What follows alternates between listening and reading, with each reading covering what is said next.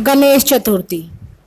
ओम वक्रतुंड महाकाय सूर्यकोटि संप्रभ निर्विघ्नं कुरु मे देव सर्व कार्येषु सर्वदा। भाद्रपद माह की शुक्ल पक्ष की चतुर्थी को गणेश चतुर्थी के नाम से मनाया जाता है।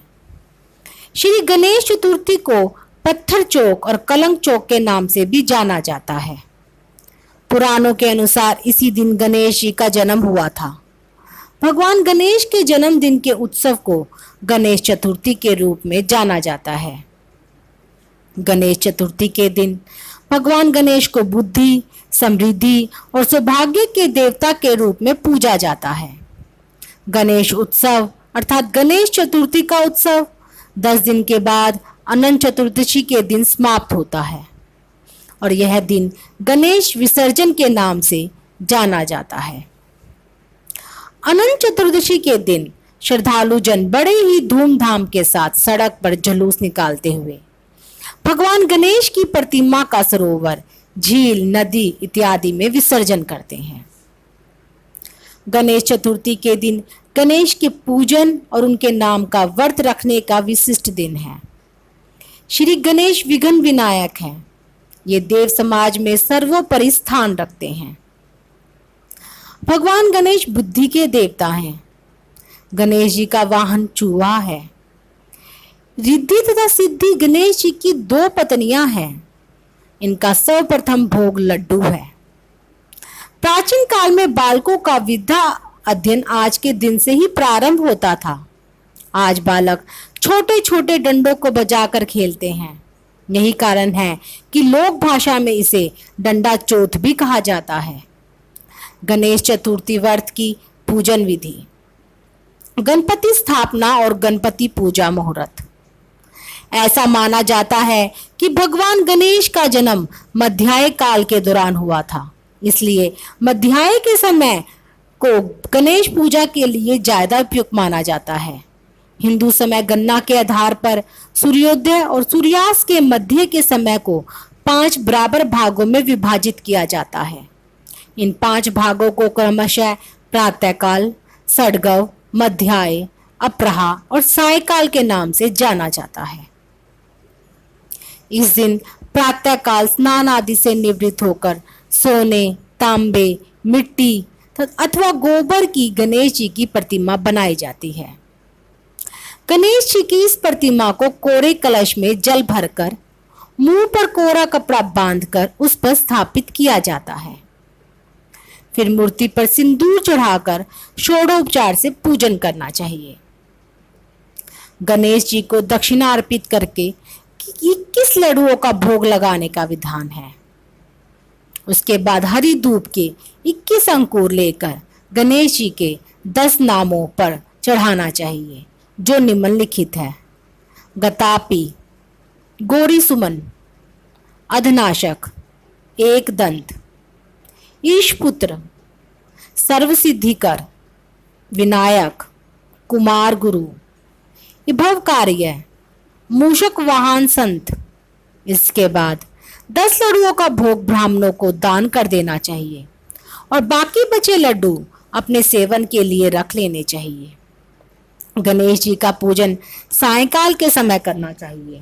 पूजन उपरांत दृष्टि नीचे रखते हुए चंद्रमा को अर्घ्य देकर ब्राह्मणों को भोजन कराकर दक्षिणा भी देनी चाहिए।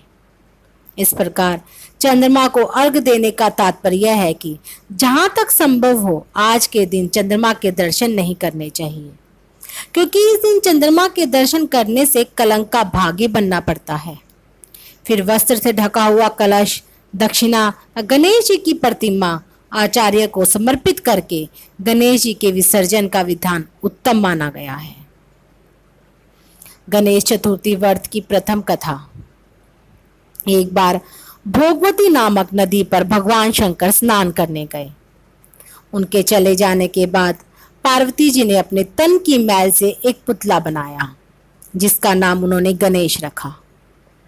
गणेश जी को उन्होंने अपने द्वार पर एक मुद्गल हाथ में बैठा दिया कि जब तक मैं स्नान करूं किसी पुरुष को अंदर मत आने देना। भगवान शंकर स्नान के बाद वापस घर आते हैं तो उन्हें द्वार पर गणेश जी मिलते हैं, जो उन्हें अंदर जाने से रोक देते हैं। इस पर भगवान शंकर क्रोध से भरकर गणेश जी का सिर धड़ से अलग कर देते हैं और अंदर चले जाते हैं।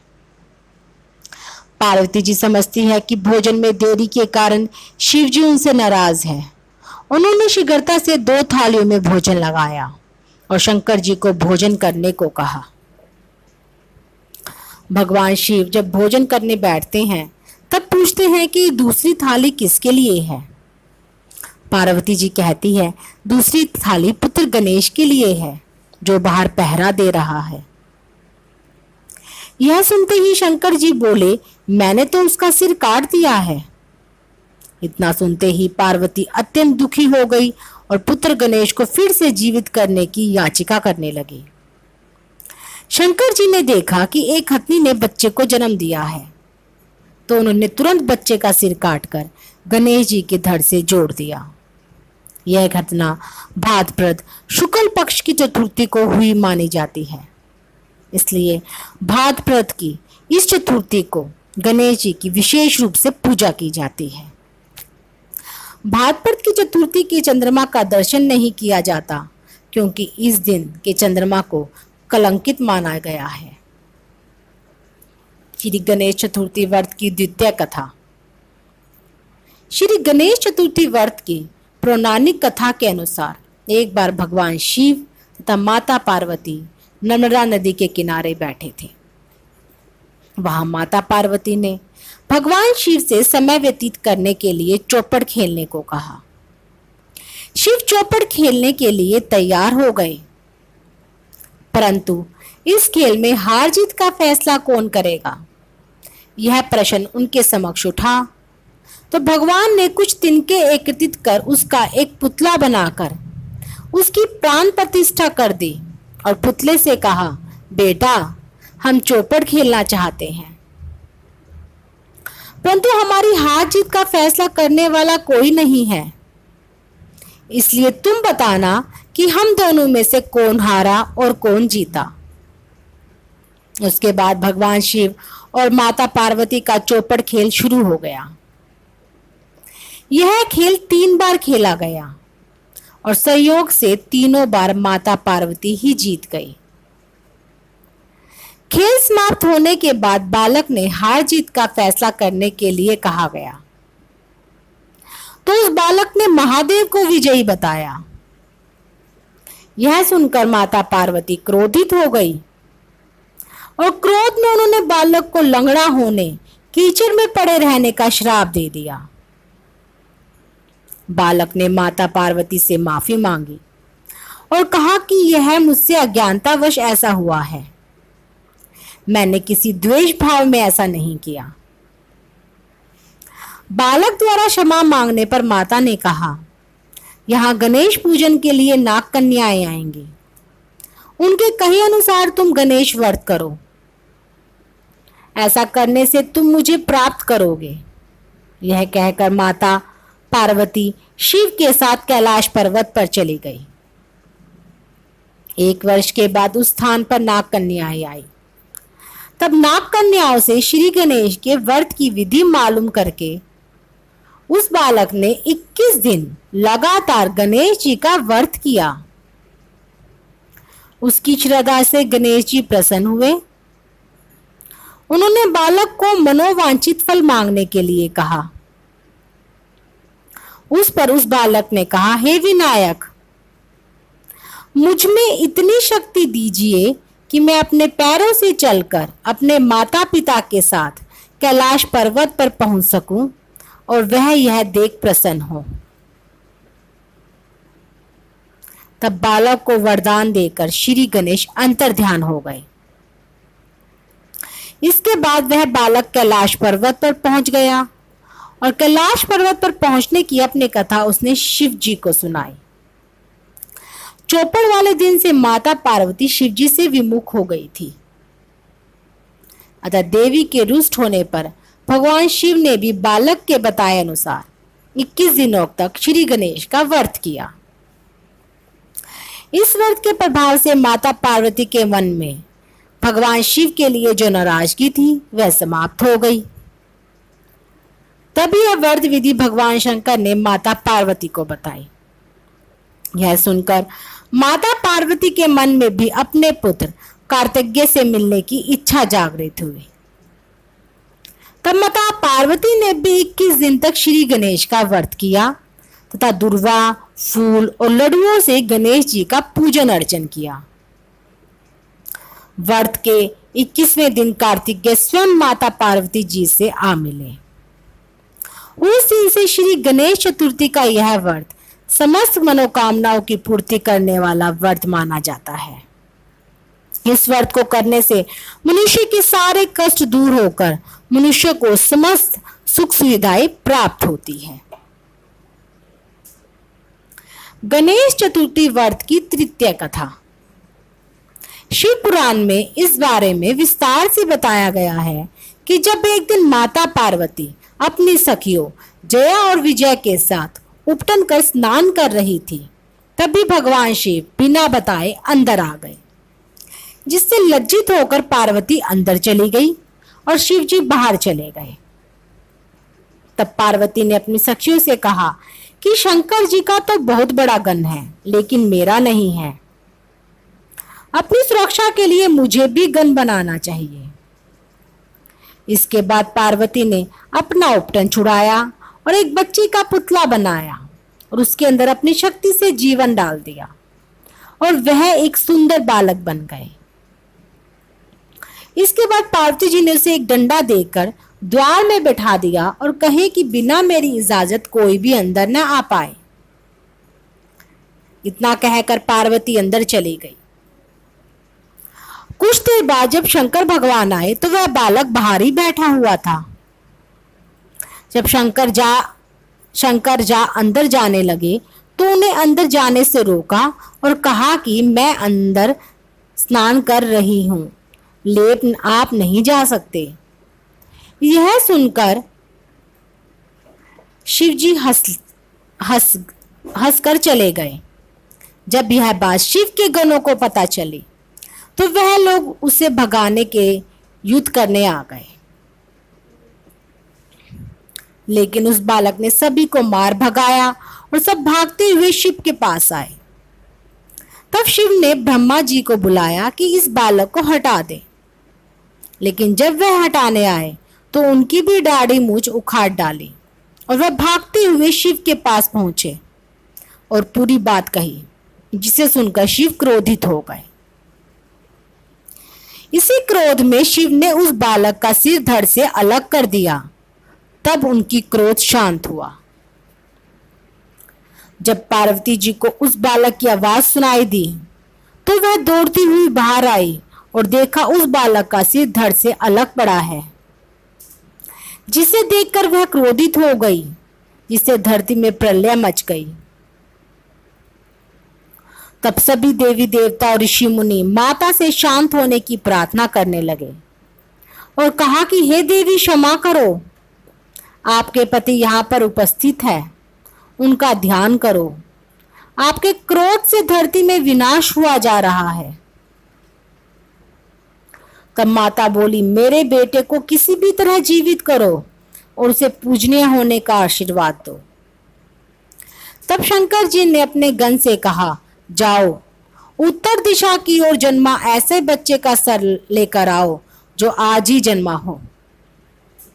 लेकिन गण को कोई ऐसा बच्चा न मिला। अंत में एक हाथी का बच्चा मिला।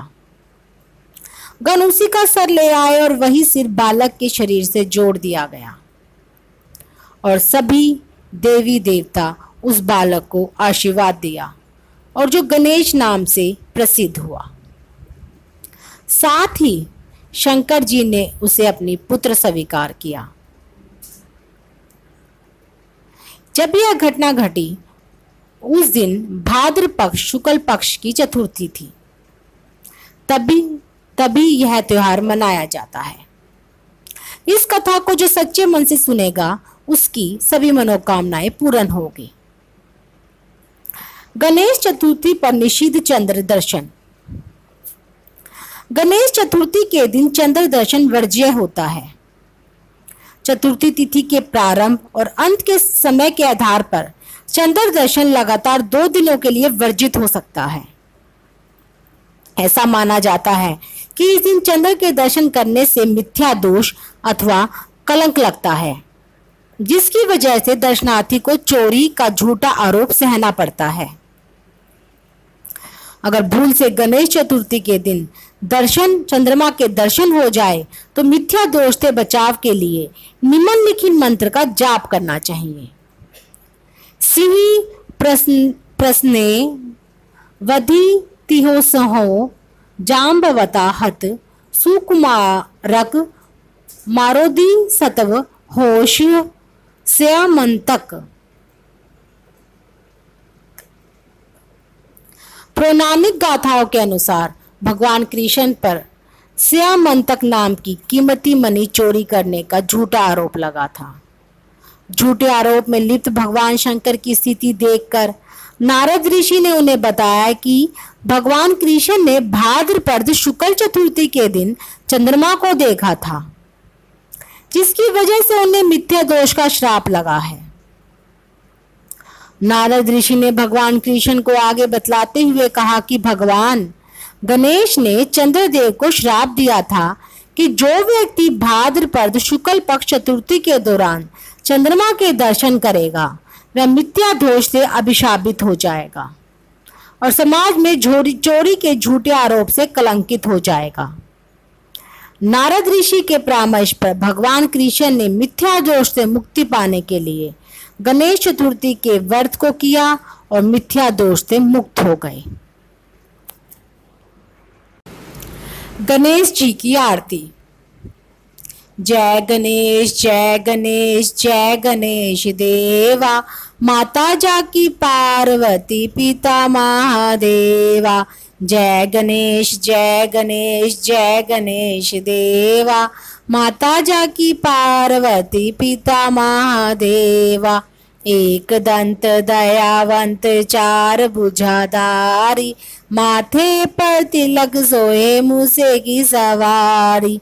एक दंत दयावंत चार भुजाधारी, माथे पर तिलक सोए मूसे की सवारी। जय गणेश जय गणेश जय गणेश देवा, माता जाकी पार्वती पिता महादेवा। पान चढ़े फूल चढ़े और चढ़े मेवा, लडुअन का भोग लगे संत करे सेवा। पान चढ़े फूल चढ़े और चढ़े मेवा, लडुअन का भोग लगे संत करे सेवा। जय गणेश जय गणेश जय गणेश देवा, माता जाकी पार्वती पिता महादेवा। अंधे को आंख देत कोढ़िन को काया, भाजन को पुत्र देत निर्धन को माया। अंधे को आंख देत कोढ़िन को काया, भाजन को पुत्र देत निर्धन को माया। सूर श्याम शरण आए सफल कीजिए सेवा, जय गणेश जय गणेश जय गणेश देवा।